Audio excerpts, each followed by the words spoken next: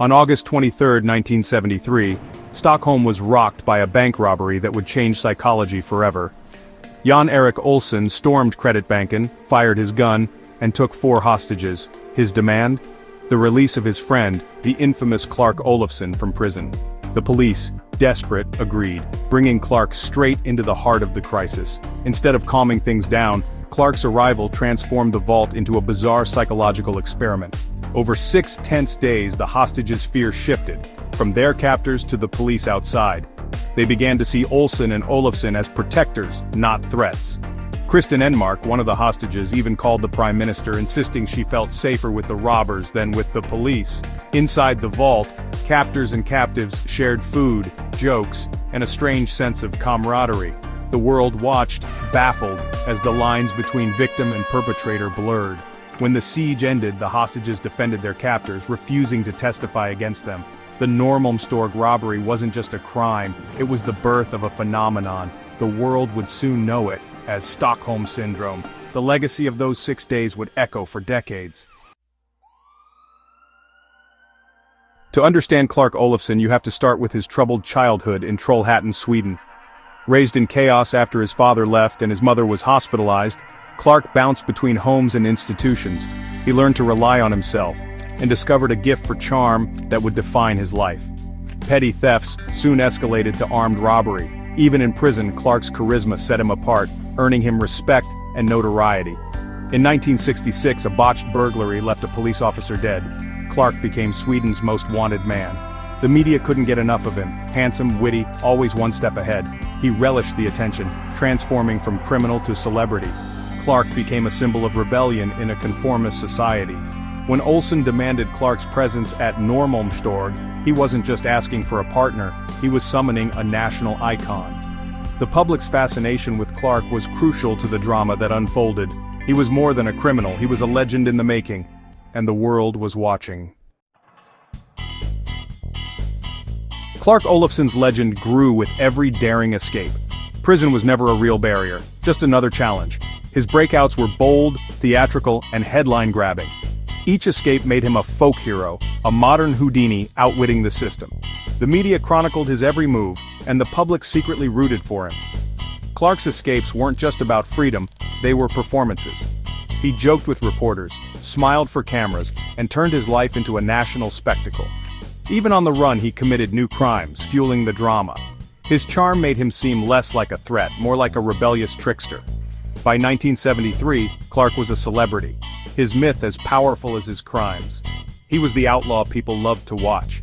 The Norrmalmstorg robbery would cement his place in history. Clark Olofsson was now a legend. When Clark entered the bank vault, everything changed. He became a mediator, not just another captor. Clark cracked jokes, reassured the hostages, and created a strange sense of community. The real threat, the hostages felt, was outside. The police, not their captors. Clark's small acts of kindness, like giving his jacket to a shivering hostage, deepened the bond. The hostages began to side with their captors, even pleading with the Prime Minister for their safety. The siege ended with tear gas and chaos, but the hostages protected Clark and Olsson, refusing to see them as villains. They hugged their captors, begged police not to hurt them, and refused to testify. The world was stunned, victims defending their aggressors. The psychological fallout was immediate. The Norrmalmstorg robbery had revealed something new about the human mind. It was more than a crime. It was a case study in survival and trust. Stockholm Syndrome had a name and a story. The vault became a symbol of the mind's strange adaptability. The world would never look at hostage situations the same way again. The hostages' loyalty to their captors baffled the world. Criminologist Niels Bejerot called it Norrmalmstorg syndrome, soon known as Stockholm Syndrome. It's a survival mechanism. Under threat, captives bond with captors who show small kindnesses. In the vault, every gesture, food, warmth, reassurance became magnified. The captors became protectors in the hostages' eyes. Kristen Enmark described Clark as her savior, not her enemy. Stockholm Syndrome isn't friendship or love, it's a trauma response. The mind reframes terror as trust to survive. The Norrmalmstorg case became the textbook example, studied worldwide. It showed how, under pressure, the mind can forge the most unlikely alliances. The end of the siege was just another chapter for Clark Olofsson. Acquitted of the robbery, he returned to prison for earlier crimes, but never stayed long. Clark escaped again and again, committing new crimes across Europe. He tried to go straight, studied journalism, married, started a family, but chaos always pulled him back. Each arrest added to his legend. Was he a hardened criminal or a victim of the system? In the 1990s, a massive drug bust landed him another long sentence. By 2018, after decades behind bars, Clark was an old man, a relic of a wilder era. Yet his name still carried weight. The man behind Stockholm Syndrome, the master escape artist. His life was a cycle of crime, escape, and failed redemption. Even in old age, the legend refused to fade. Clark Olofsson's story found new life in 2022 with Netflix's hit series Clark. Directed by Jonas Åkerlund and starring Bill Skarsgård, the show reimagined Clark's life as a wild, stylish saga. The series blurred fact and fiction, told from Clark's own perspective. Audiences were captivated by his charisma and forced to question their own fascination. Was Clark a misunderstood rebel or a manipulative sociopath? The show made viewers complicit, breaking the fourth wall and drawing them into Clark's myth. It reignited debate about glamorizing criminals and the ethics of true crime storytelling. Clark became a pop culture icon, his legend bigger than ever. The Netflix series was his final, most successful escape into the realm of legend. The world couldn't look away. Who was the real Clark Olofsson? Romantic rebel or master manipulator?